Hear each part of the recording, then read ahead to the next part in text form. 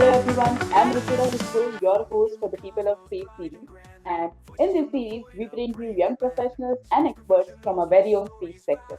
Inspire the world, a brand new face. Welcome to the people of space. And today, we are honored to have with us the incredibly talented Ayushi Goyal, a spacecraft engineer.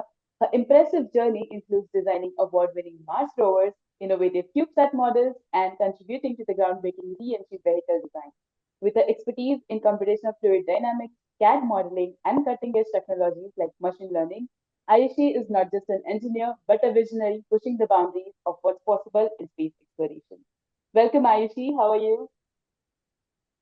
Thank you, Ruchira. Thank you so much, first of all, for that really lovely introduction. I'm doing great, and it's really nice to meet you as well.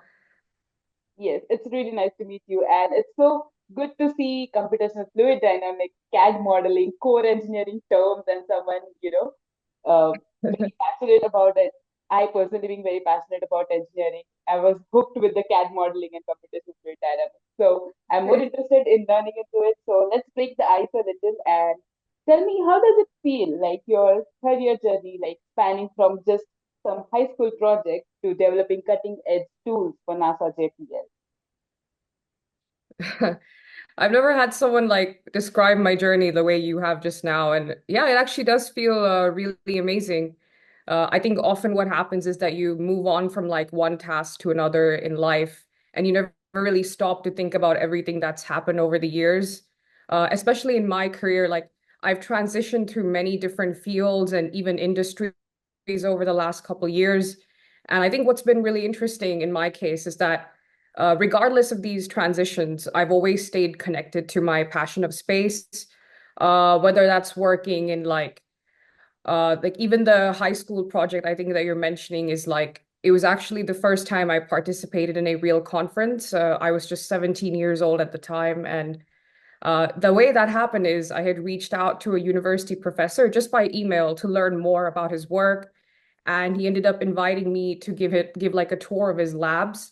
And by the end of that tour, that led to him like offering me an opportunity to work on a research project with him and also present a poster at a nanotechnology conference. So that was super exciting. I think my journey has been very much about just like taking initiative and reaching out to people, and that's really helped out. And so currently, at the moment, I'm working as a solutions architect at AWS, or Amazon Web Services, for people who don't know. And even now, I've found like a way to stay connected with the space industry because AWS actually has a lot of space customers like JPL that you mentioned. So yeah, it's been an interesting journey for sure. It's an incredible experience for you. I think going through various industries and realizing that every industry somehow or the other lead back to space industry, right? There is something or the other that we give to the other industries from the space sector, or vice versa. So it's really nice to know. Apart from that, your achievements and resume are dazzling. But what's that one thing that people don't see about you on the paper that is very specifically just you and not mentioned anywhere That first of all, that's very sweet of you. I would say like when you look at a resume or a person's achievements on paper, you don't really see what's happened behind the scenes a lot. And in my case, there have been a lot of challenges I've faced over the last few years in my journey, even health-wise as well.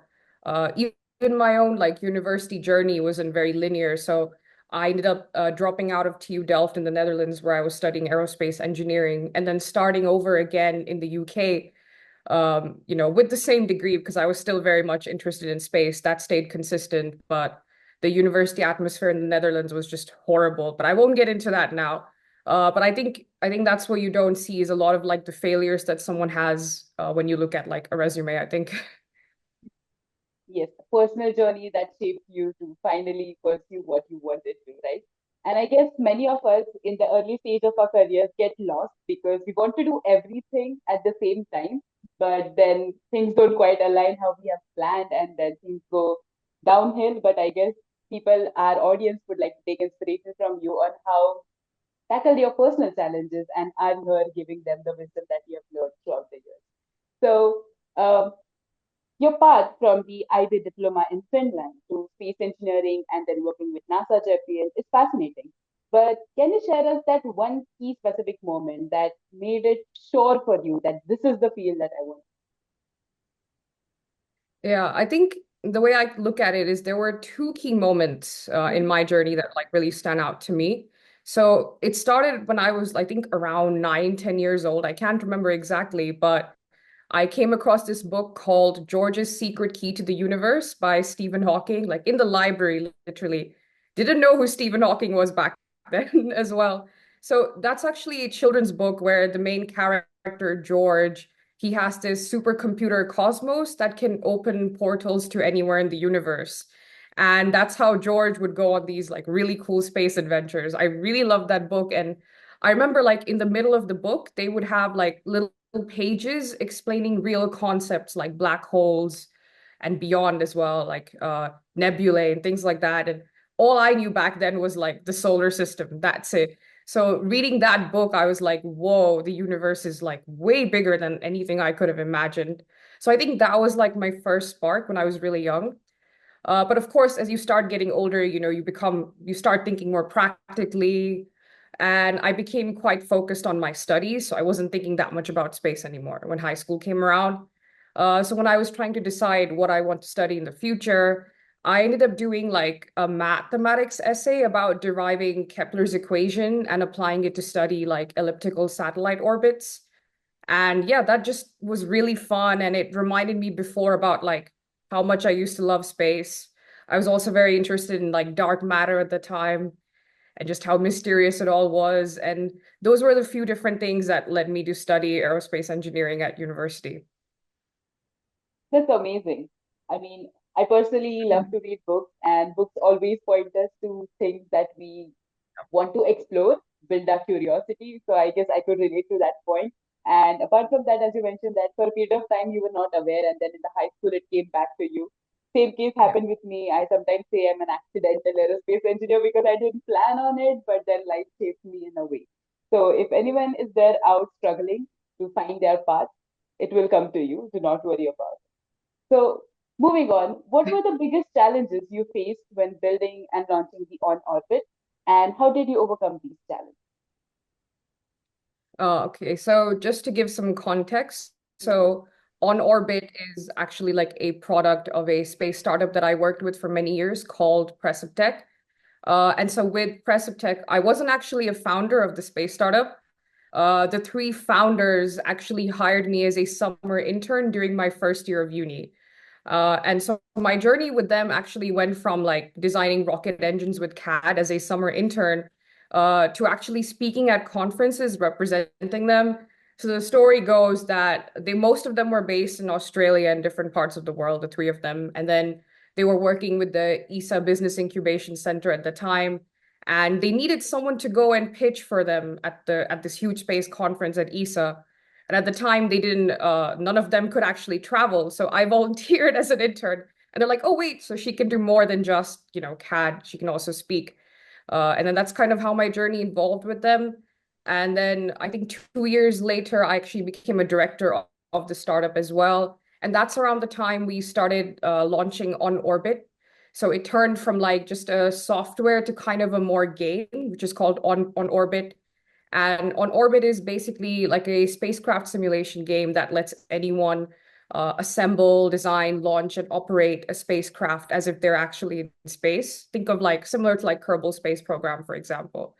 Um, so I think in terms of the biggest challenges I faced during that time was with any startup, as you would know as well, it's funding.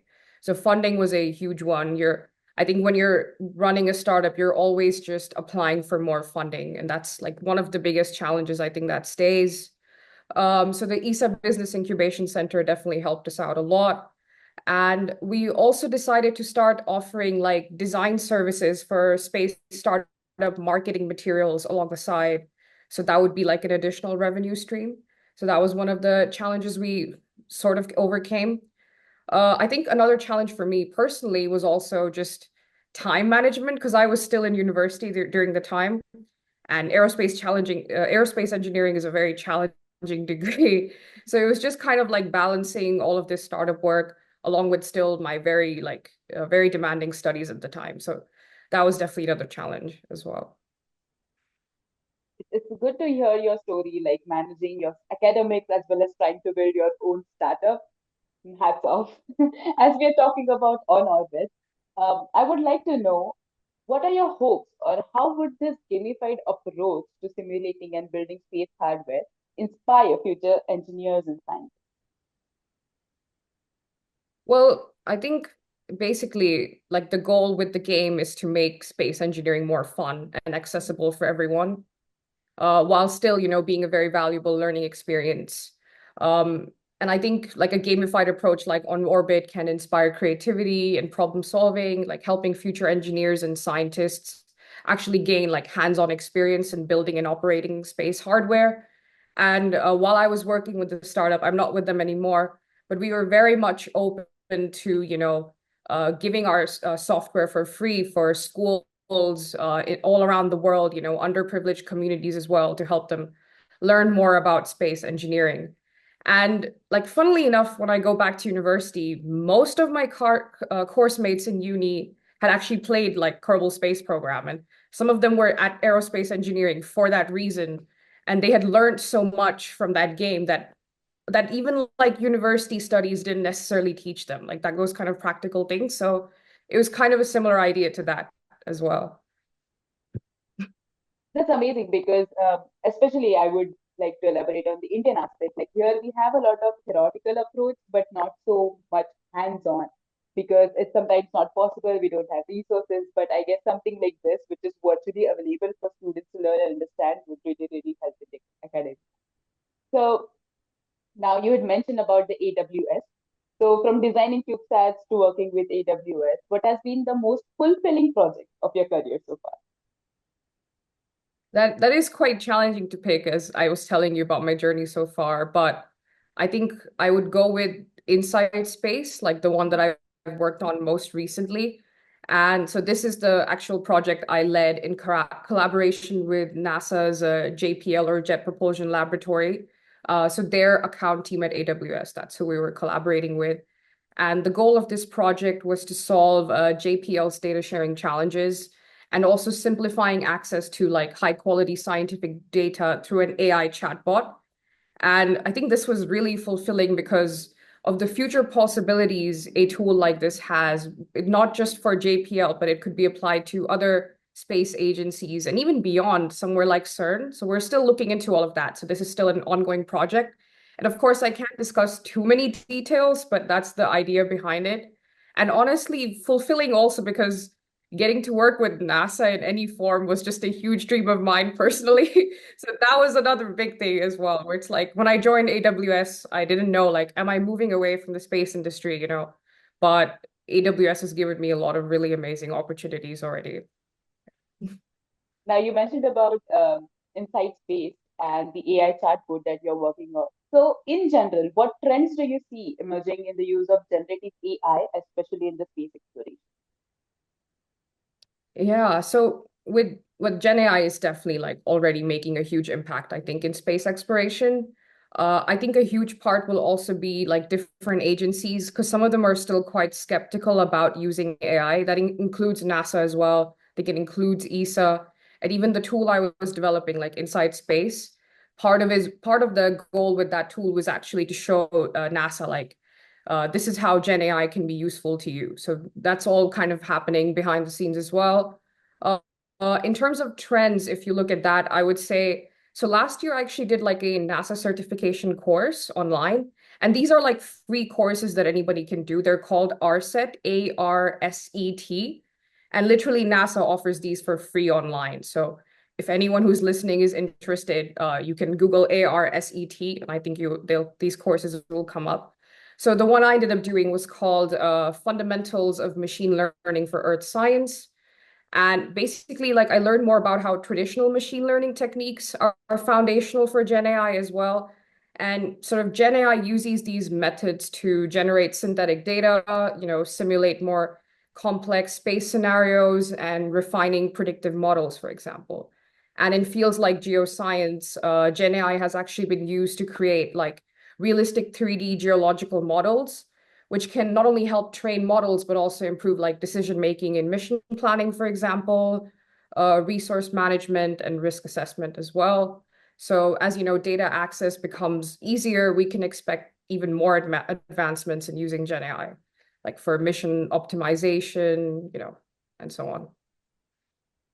Interesting, because being part of like a mock-up analog space mission, I understand how valuable the data is and how valuable time is. So basically, processing data and making decisions kind of takes most of the time during the mission scenario. So if we have someone to assist with it, I guess it would be one of the best things so far. So now, you have hands-on experience, as you said, you come from an engineering background, which includes laser cutting, 3D printing, designing spacecraft models, of course. So which one of the technical skills has proven the most valuable so far, and why? I think for my own journey, like first of all, just learning those kind of very like basic engineering hands-on skills is very useful for everyone, especially in like the space field as well, just like for a good foundational background. But I think the skill that has really like helped me over the years has been CAD. So it's because I had CAD, like a CAD background in my CV when I applied or when I talked about being an intern at Preceptech. I had worked with like student teams that we were building like model rockets and like little Mars rovers and things like that. So I had dabbled a little bit on CAD before that. So that's how I got the summer internship initially. And then during the internship, like my CAD skills really got like a big accelerated revamp or whatever you can call it.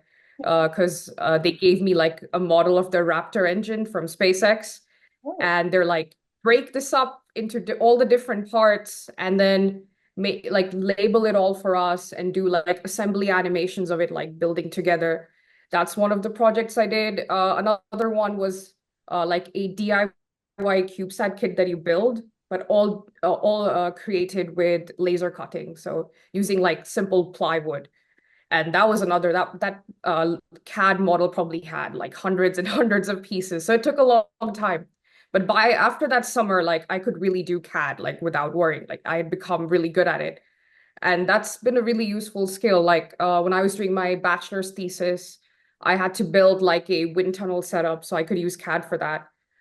Even during AWS, actually. So I did like a summer internship last year at AWS, and that had nothing to do with aerospace engineering. So I was doing like a digital twin of a smart plant watering system. And even for that, like the digital twin, I was actually able to use my CAD skills to make that 3D model. So my final presentation became so much better because of my CAD skills. So I think I would say CAD for me. yes, I think CAD for anyone coming from mechanical and aerospace engineering background, because that's one of the most toughest subjects we have in our semesters, and it is mostly used worldwide as well. So now, as we've learned about you, that if you've been a part of academia as well as the industry, so what changes do you think are needed to bridge the gap between space education and innovation? Yeah, I would say like from my own personal experience, even when I was in university, I always kind of had like a step ahead. Like I always had a step outside university, and I was looking for real life projects on the side. So I would say like space related academic programs like aerospace engineering that I studied, and this is like going all over the world. They need to have like more of an emphasis on hands-on real world experiences, and so this can be achieved through collaborations with industry partners, internships, or any kind of projects that really allow students to work on maybe like real space missions or even like simulated, almost like real space missions, like they do with Model UN, for example. I think projects like that really help. And I would say like I got quite lucky with my university that and this is growing a lot, I would say now. There are a lot of different kinds of student teams, so I had a chance to work with like model rockets and rovers, and that really stood out like in my CV. So I think opportunities like that are very important. Even my boyfriend, he has like a very interesting journey. So he's also an aerospace engineer. He ended up doing an apprenticeship, so he just never went to university, and instead he started working at Airbus at the age of 16. So I think apprenticeships are really cool as well because you're also studying on the side, but you're getting real world experience already at such a young age. So if you're sure already at that age that this is what I want to do, it's kind of kick-starting things. So I really like that they do that in the UK as well. Yes. Yeah. So I guess bridging gap would be just providing opportunities to the youth so that they can test their knowledge Yeah. and hands-on experience. Absolutely agree. And I should just mentioned about Joshua, who was our very first guest for the People of Space series. So if you want to know about his journey, you can go ahead and watch our very first episode as well. Now, what advice would you like to give to students who are dreaming of working in space exploration? Yeah, I actually, what I would say is that um, the space industry isn't just looking for engineers and scientists anymore. There's a huge demand for a diverse range of skills. This could include like lawyers, artists, business professionals, and also communicators. Many more different fields as well that I can't think of right now. So while a technical background can be important, I would also say like soft skills are very valuable as well. Like as you mentioned, I come from a technical background myself, but many of the really exciting opportunities I have had over the last few years, they came more from like my ability to communicate and like my public speaking skills. And that's how I went from like a summer intern to actually like eventually becoming the director of the startup because I started like I went to a lot of international space and tech related conferences, did public speaking, pitching, things like that. And so networking is also extremely important in the space industry, I would say. Finding opportunities like that.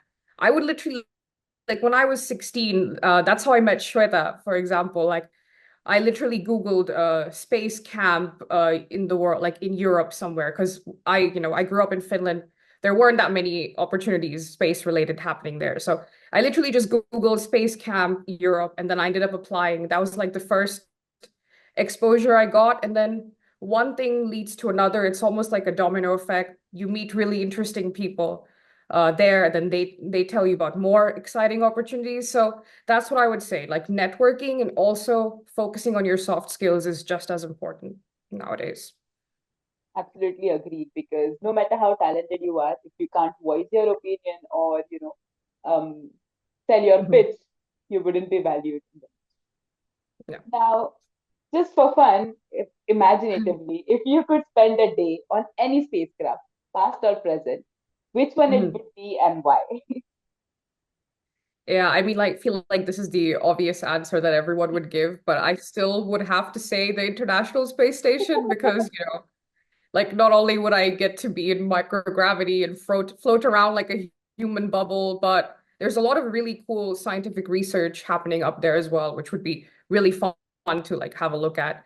And then also the view. I mean, I think I'd probably spend like half the day up there just staring out of the window, So I think the ISS for sure. Nice. Now, as we're moving to the end of the interview, I would like to do a quick rapid fire with you. So you'll have to choose one answer, and we begin here. What's your dream space mission destination? Mars or Moon? Oh, Mars, I would say. If you could invent one space technology, what it would be? Teleportation or faster than light travel? Hmm. Faster than light, so we're looking at time travel. Yeah. I think that's it. Yeah, yeah, that's the one. What's the one gadget or tool that you can't live without while working? Is it your laptop, CAD software, or your trusty notebook? I think now it's become my laptop over the years. Whenever I'm traveling as well, it's like handy to just always have there. So I'd say laptop. Yeah. Who is your biggest inspiration in the space industry? Any name that comes to your mind specifically? I would say Jocelyn Bell, actually. So when I went to the space camp with Shweta as well, that's when she told us about her work with like radio telescopes and also being part of the discovery of pulsars. And getting to speak with her at the age of 16 was just super inspiring. But also hearing about how she was robbed of a Nobel at the time, that was very like heartbreaking to hear. But I would say I really look up to her and like her whole journey and actually having met her was just like, it felt really special. I think Shweta and I both agree there. If you weren't an engineer, what would you be? An artist, an astronaut, or something completely unexpected? I would say that I like to try different things, you know. I kind of want to be more like jack of all trades. Like I don't want to restrict myself to one field. Even in the last few years, I've had very different job titles like aerospace engineer, key relationships manager, so more in the business side. And now my title is associate solutions architect. So I kind of want to do everything. That's what I'll say, you know. There's still plenty of time. Definitely. Now that you're looking back at your career and your journey so far, what that has been one surprising lesson that you have learned? I would say this might be a longer answer, but like the unpredictability of all of it and the importance of kind of evolving as time goes by.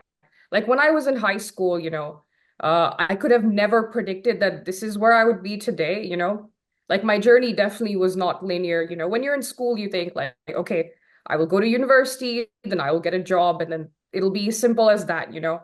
But in my case, it's been like a lot of ups and downs. And yeah, I would have never guessed that I would be at AWS. I didn't know anything about cloud computing. Like I had applied almost as a joke and then somehow kept going to the next interview round.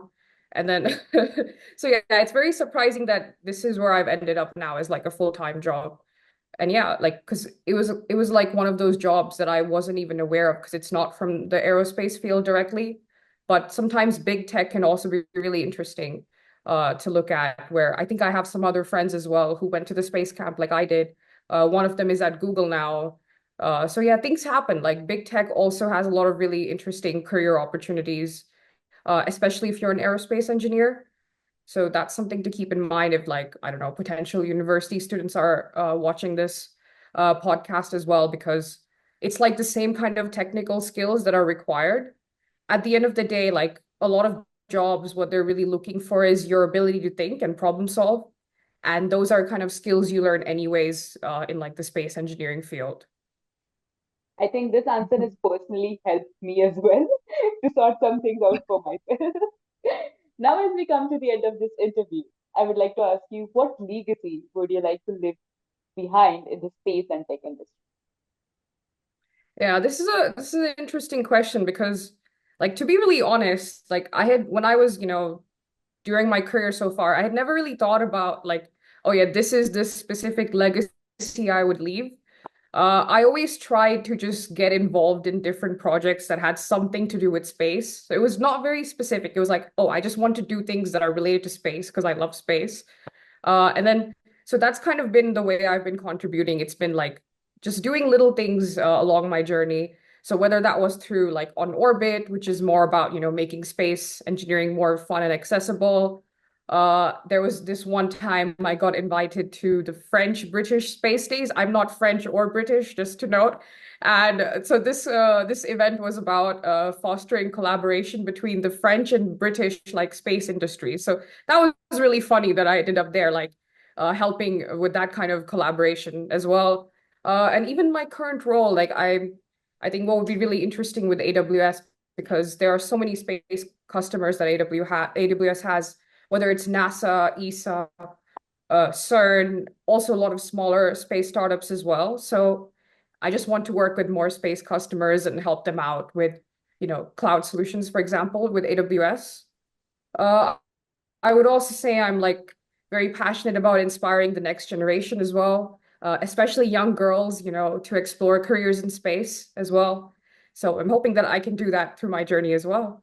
But yeah, at the end of the day, it's just, you know, if my career helps contribute to the space industry, like to the growth and inclusivity of it in some small way, I'll be happy.